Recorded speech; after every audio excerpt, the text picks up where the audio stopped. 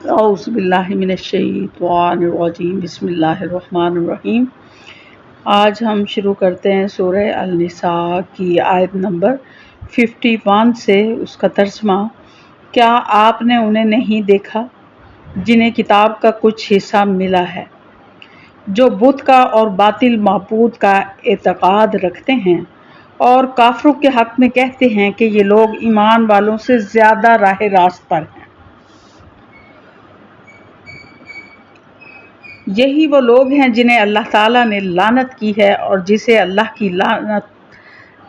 کر دے تو اس کا کوئی مددگار نہ پائے گا۔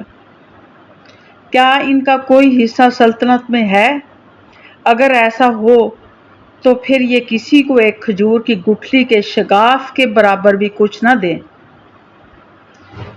یا یہ لوگوں سے حسد کرتے ہیں اس پر جو اللہ تعالیٰ نے اپنے فضل سے انہیں دیا ہے۔ پس ہم نے تو آل ابراہیم کو کتاب اور حکمت بھی دی ہے اور بڑی سلطنت بھی عطا فرمائی۔ پھر ان میں سے بعض نے تو اس کتاب کو مانا اور بعض اس سے رک گئے، اور جہنم کا جلانا کافی ہے۔ جن لوگوں نے ہماری آیتوں سے کفر کیا انہیں ہم یقیناً آگ میں ڈال دیں گے۔ جب ان کی کھالیں پک جائیں گی ہم ان کے سوا اور کھالیں بدل دیں گے تاکہ وہ عذاب چکھتے رہیں۔ یقیناً اللہ تعالیٰ غالب حکمت والا ہے۔ اور جو لوگ ایمان لائے اور شائستہ اعمال کیے ہم عنقریب انہیں ان جنتوں میں لے جائیں گے جن کے نیچے نہریں بہہ رہی ہیں،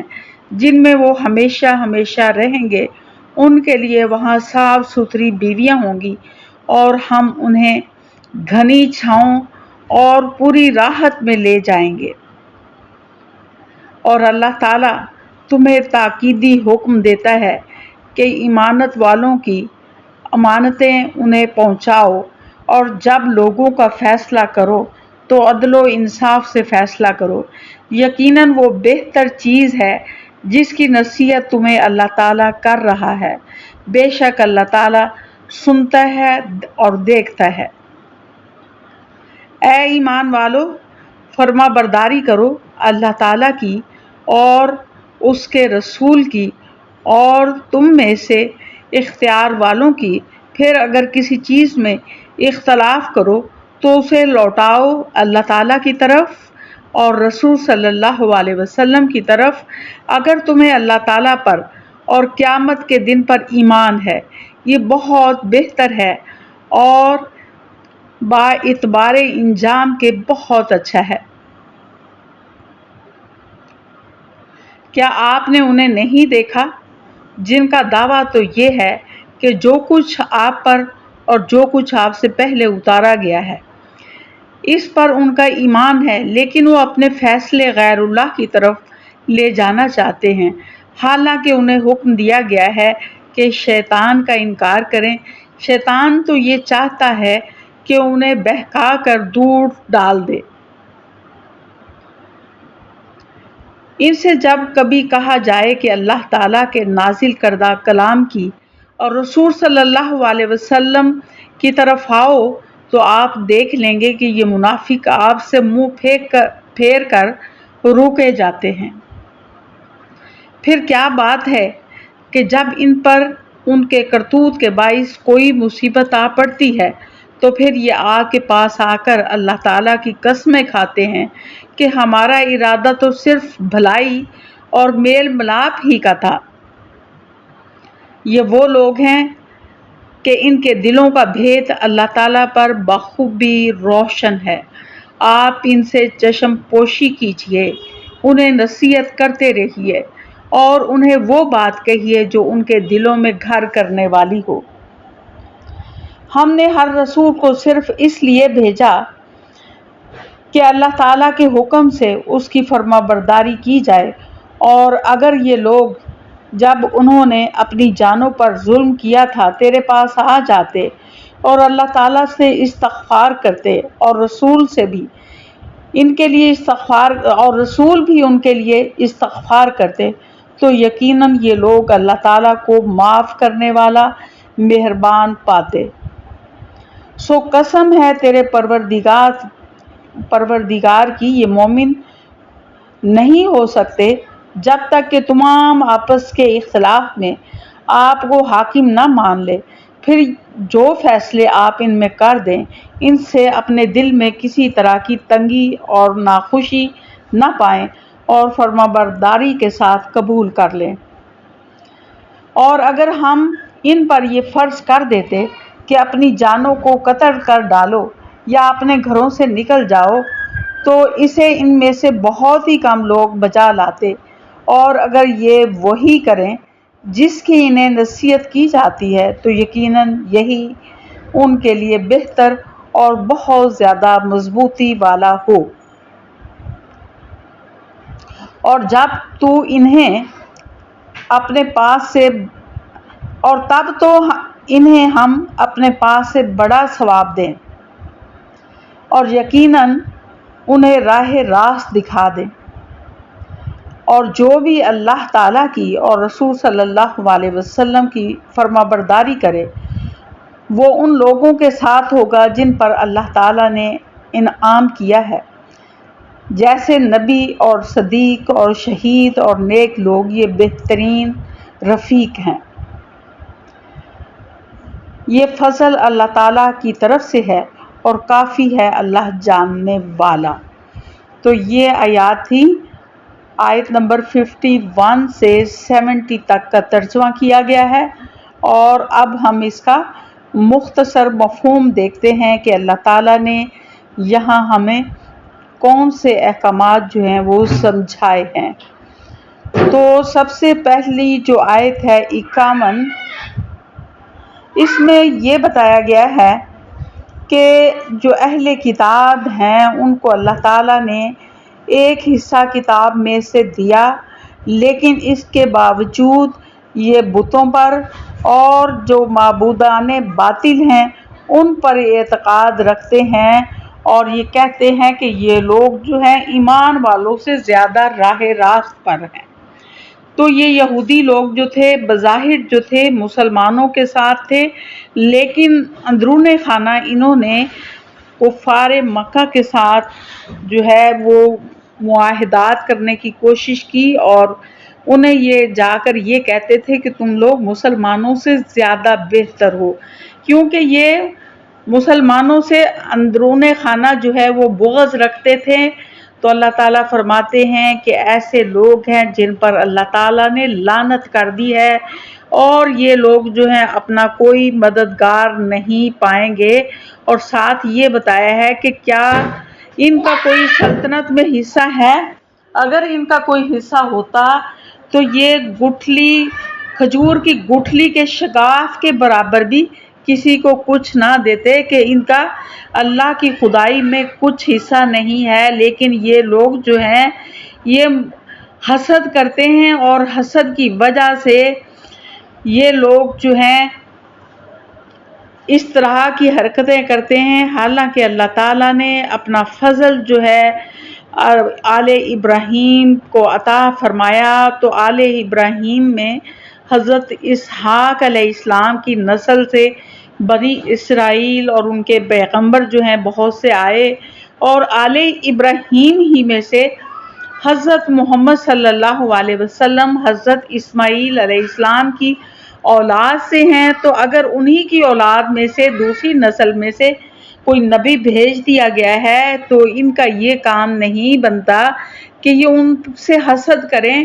اور ان پر اعتراض کریں۔ ایسے لوگ جو حسد رکھنے والے ہیں ان کے لیے جہنم کا جلانا جو ہے وہ کافی ہے، اور یہ لوگ اس وجہ سے اللہ تعالیٰ انہیں جہنم میں ڈالے گا کہ یہ اللہ کی آیات سے کفر کرتے ہیں، اور جب اللہ تعالیٰ ان کو جہنم میں ڈالے گا تو ان کی کھالیں جو ہیں وہ پگھل جائیں گی، اور اللہ تعالیٰ انہیں نئی کھالیں پہنا دے گا، اور اس طرح اللہ تعالیٰ انہیں عذاب کا مزہ چکاتا رہے گا۔ اور اس کے مقابلے میں وہ لوگ جو ایمان لاتے ہیں اور صحیح اعمال کرتے ہیں ان کے لیے اللہ نے جنت کا وعدہ کیا ہے، اور ساتھ ہی یہ حکم دیا ہے کہ جو امانتیں ہیں وہ جو ان کے اہل ہیں ان تک لوٹا دو، کہ جس امانت کا جو اہل ہوتا ہے وہ امانتیں جو ہیں ان کی طرف لوٹانا جو ہے وہ ضروری ہوتا ہے۔ اور ساتھ ہی اللہ تعالیٰ نے اللہ اور اس کے رسول صلی اللہ علیہ وسلم اور جو صاحب اختیار لوگ ہیں جو کہ اللہ کے احکامات کے مطابق حکم دینے والے صاحب اختیار ہیں، ان کی اطاعت کا حکم دیا ہے۔ اور جو صاحب اختیار جو ہیں اللہ کے احکامات کے خلاف کسی بات کا حکم دیتے ہیں،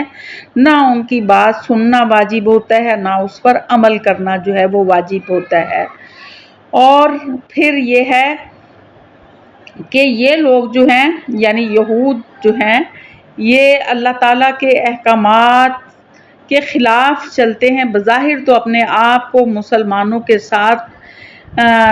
جو ہے وہ شو کرتے ہیں کہ ہم ایمان والے ہیں، لیکن جہاں انہیں فائدہ نظر آتا ہے وہ اپنے فیصلے جو ہیں وہ اس طرف لے جاتے ہیں۔ کبھی اگر انہیں فائدہ نظر آتا ہے کہ رسول پاک سے فیصلہ کروانے میں فائدہ ہے تو وہ فیصلے رسول صلی اللہ علیہ وسلم کے پاس لے آتے، اور جہاں انہیں یہ اندیشہ ہوتا ہے کہ یہاں کہیں ہمیں دنیاوی لحاظ سے نقصان نہ پہنچ جائے تو وہ اپنے فیصلے کسی اور طرف لے کر چلے جاتے ہیں۔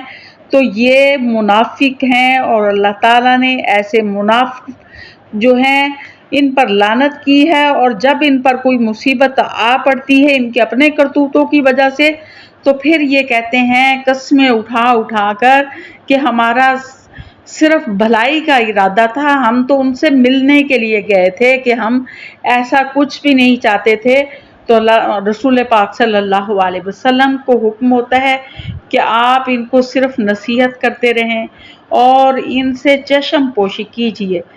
اور یہ ہے کہ شاید کوئی بات آپ کی ان کے دل میں گھر کر جائے۔ تو لہٰذا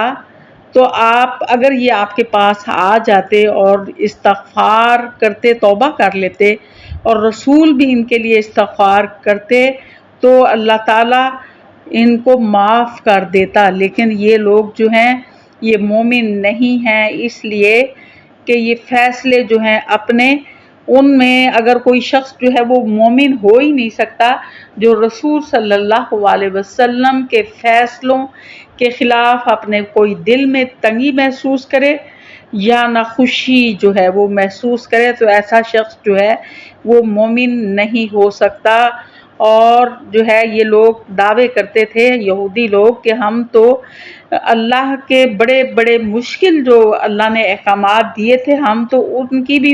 ہمارے آباء و اجداد پیروی کرتے رہے، کہ اگر اللہ نے اپنے کسی گناہ پر اپنے ہی رشتہ داروں کو قتل کرنے کا حکم دیا تو انہوں نے وہ سب کیا۔ تو کہا گیا کہ اگر ان کو جو اب والے لوگ موجود ہیں ان کو اگر کوئی حکم ایسا دیا جائے تو یہ کبھی بھی اس کو نہیں مانیں گے، اور یہ جو ہے کبھی بھی اس بات پر جو ہے وہ نہیں آئیں گے۔ تو اللہ تعالیٰ اور رسول صلی اللہ علیہ وسلم کی جو بھی پیروی کرے گا تو اللہ نے ان کے لیے انعام رکھا ہے، اور ان کے رتبے جو ہیں وہ شہیدوں کے ساتھ ہیں، نیک لوگوں کے ساتھ ہیں اور صدیقین کے ساتھ ہیں۔ تو یہ یہاں جو آیات ہیں اس سے یہ واضح نہیں ہوتا کہ صرف یہ یہودیوں کے لیے ہے، تو یہاں جو ہے معاملہ مسلمانوں کا بھی ہے کہ اگر تمام مسلمان جو ہیں اللہ اور اس کے رسول کے احکامات کو مانتے ہیں دل و جان کے ساتھ تو پھر ان کے لیے بھی جنت ہے، لیکن اگر وہ بھی اس طرح کی حرکتیں کرتے ہیں کہ نبی صلی اللہ اور اس کے رسول کے فیصلوں کے خلاف دل میں تنگی محسوس کرتے ہیں تو ان کا بھی وہی انجام ہوگا جو پہلے اہل کتاب کا ہوا۔ تو لہٰذا ہم نے اللہ تعالیٰ کے احکامات کو ترجیح دینی ہے دنیا کے ہر معاملے پر، اور خوش دلی کے ساتھ اس پر عمل پیرا ہونے کی کوشش کرنی ہے تاکہ ہم اخروی نعمتوں کے مستحق ہو سکیں۔ وآخر دعوانا الحمدللہ رب العالمین۔